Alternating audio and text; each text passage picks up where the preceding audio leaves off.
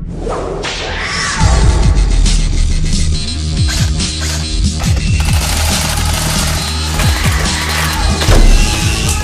here, the Meancharles Show.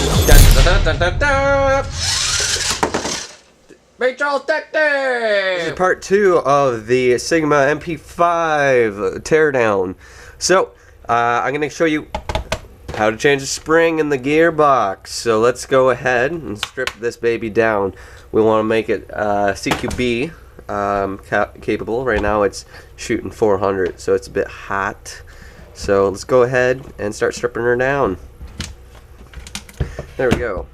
So in here we've got the main power for rear wiring, but right now it's front, and a signal wire for my shot counter. Pop out the other frame pin, slide out the grip. Careful not to pinch any wires.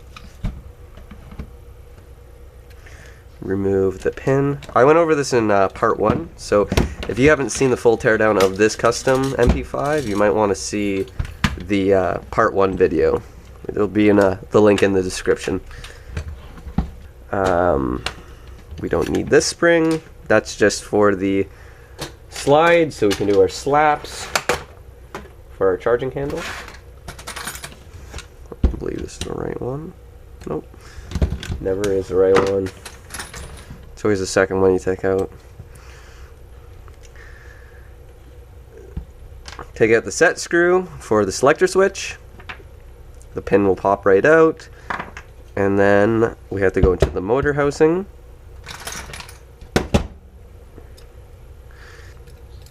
I hope you like my intros. I'm trying to, get more variety on the Meancharles show. I think a little bit of investment, maybe a paper, $25 little race car, really adds to your production value.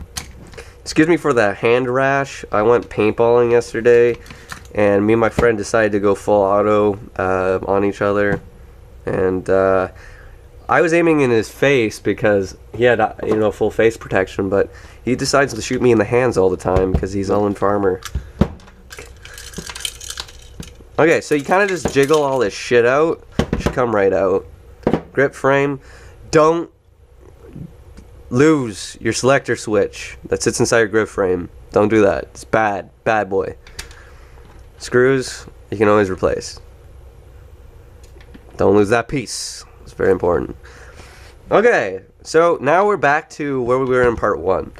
Now, I'm not going to do any shimming. Shimming is going to be a later video, but I'm going to go ahead and take this apart and show you the internals and how to change a spring.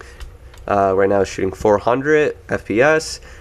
Before it was shooting 280. I want somewhere in between, so I got this M100 spring, and that should do the trick. Maybe like 350. Hopefully that'll get on the chrono.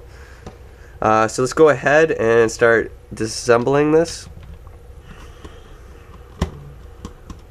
Now the red parts, not on my hand, but on the gearbox, are Loctite from factory. So what I said about Loctite is every time you see where Loctite's from factory, you should replace it.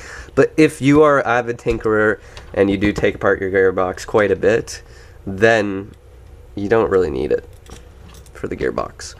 Now last screw, put the Allen key in so the spring doesn't come out and punch me. So you can put your hand on the frame and the cylinder, and then your thumb on the Allen key, and you can start shimming it loose. There we go. And a little bit of an explosion, but not too bad.